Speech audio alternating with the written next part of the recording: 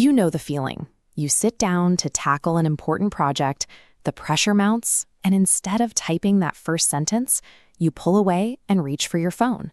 We often blame these delays on a lack of discipline or poor planning, but the research suggests otherwise. High IQ individuals procrastinate just as often as anyone else. The anxiety, boredom, or fear of failure that a specific task provokes. Seeking a distraction provides an immediate exit from that psychological discomfort. This sudden urge to scroll through social media is a biological coping mechanism. It is a deeply rooted response designed to secure short-term emotional relief at the expense of our future goals. Behind your forehead sits the prefrontal cortex. This is your brain's executive control center, responsible for making logical decisions and planning for the future. Deep inside the brain is the limbic system, featuring the amygdala.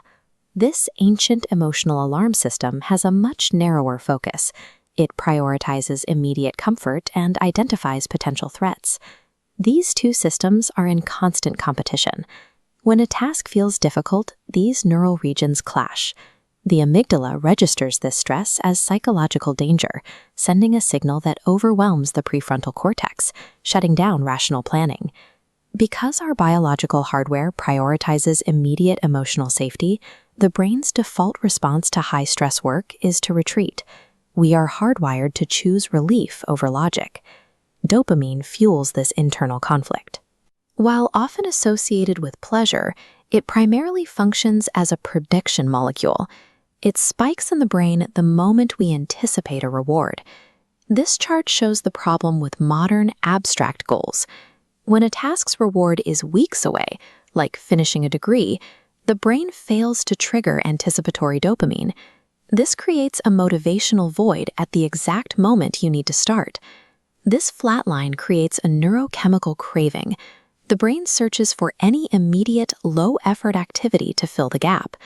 The distraction's dopamine hit rewards task avoidance, creating a self-reinforcing loop that increases stress as deadlines near. By surrendering to these cheap dopamine fixes, we accidentally train our neural pathways to prefer delay. We become trapped in a neurochemical cycle of our own making. Beating this cycle requires more than willpower. To move forward, we have to use the brain's own mechanics to bypass the amygdala's alarm system and jumpstart motivation.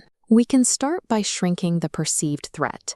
Breaking a project into microtasks, like committing to just 2 minutes of work, lowers the stress response in the amygdala, allowing the logical brain to stay in control.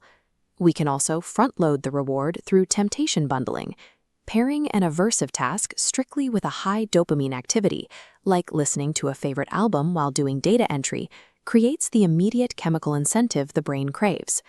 Managing our environment further reduces the pull of distractions. By removing sources of cheap dopamine, like putting a smartphone in another room, we force the brain to redirect its search for stimulation back to the primary task. Automation can bypass emotional decision-making entirely. Using implementation intentions, specific if-then plans, like if it is 9 a.m., then I will open my laptop, removes the need to feel ready before starting. Finally, research shows that self-compassion is a powerful anti-procrastination tool. Harsh self-criticism raises cortisol and stress levels, which triggers the amygdala. Forgiving yourself for past delays lowers that stress, making it easier to initiate work. Procrastination is the result of ancient hardware trying to protect you from modern discomfort.